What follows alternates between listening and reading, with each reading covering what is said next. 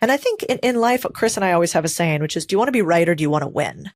And so my thought is, if you're a young man and you are pursuing a woman that you really like or think you might like, do you want to be right or do you want to win?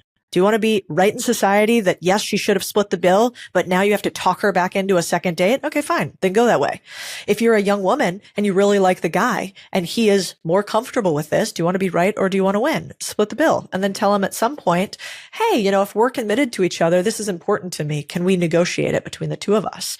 We're so busy these days pointing fingers at what's right as opposed to saying, what do I want? And then, so what action am I going to take to get there? Yeah. In a world in which a lot of guys split bills, if you have a hard time getting chicks, be a pretty big upside if you can pick up the bill, right? Yeah. And if you're a woman that can't find a man, maybe you show the man that you're a true partner. And like, even if he offers, you say, I really would like to split it. Would that make you feel comfortable? I want you to know that in partnership, I believe in being there for my man. Yeah. Neither of those are wrong. They just might help you win. Definitely. I love that. Right and winning. Did you watch that movie Fair Play? No. Okay. So there was a movie last year. I don't think a lot of people saw it. It was kind of like I don't know if it was a true indie, but it was on Netflix, but I don't think it was hugely popular. Yeah. But it was a dark take on a couple who were both vying for the same job in a company. It's really good. Like it shows, it's definitely dark and it's definitely extreme. Yeah. But it just shows the envy, the competition, how the gender roles have changed, the expectations, women being more talented and educated. And, it's such a good social commentary on where we're at. I wonder, how have you found it? Because I meet a lot of ambitious young women who want to do really, really well, and they seem to intimidate men today. And I look at that from the men's perspective, and I understand that it's new for men. A lot of men feel left behind. They've inherited the pain of the men who came before them, who've abused power or used it wrongly. If a woman's ambitious right now, how does she continue to be ambitious and still find a man that gets that and respects that from a financial point of view? Yeah. The hard truth that I've found as a woman who you could say is hard charging is that you can't play a man's game and win in this society. And I'm not sure we should. And so what do I mean by that? I mean that men are push, aggressive, or even our physiology, right? One is receiving and one is certainly giving. And so today, I think if you are a young woman who's really hard charging, you have to think about, are you being ambitious and intimidating? Or are you being kind of a bitch?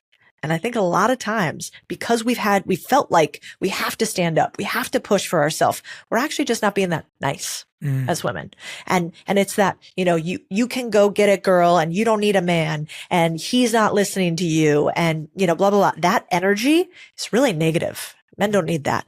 The two women that I know that are lovely, and they're single. And, everybody I know tells them all the time, can't believe you're single. You shouldn't be single. But what do they say often? One of them, who I adore, and I'm kind of have given her my opinion on this, but she says all the time, well, I don't want to mother any more men. I don't want to mother them. Like, you know what? All these boys. Like, well, if you keep calling them that, then that is what they will be.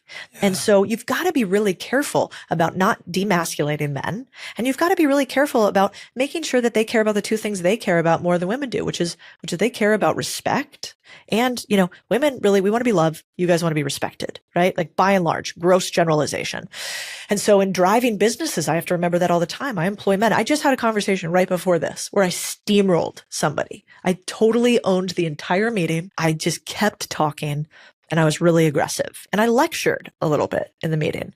And thankfully, my person in this situation was like, hey, by the way, I felt a little bit like a lecture. It felt like they needed to be heard, not pushed so much. And I was like, God, you're right. And that's when the negative feminine shows up in my mind, is when we think, let me just keep going. I'm going to pound on this.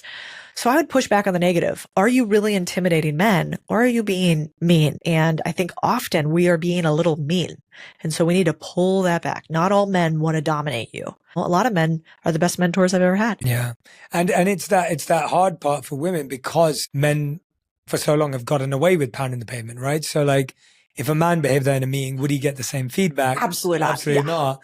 He'd just be told that's normal, and he'd get away with it and he'd move on. And so it's almost what people expect of you, and it shouldn't be based on gender. It should be based on your demeanor. Like, for example, I'm not someone who gets angry or shouts at people, or it's just not who I am. Yeah.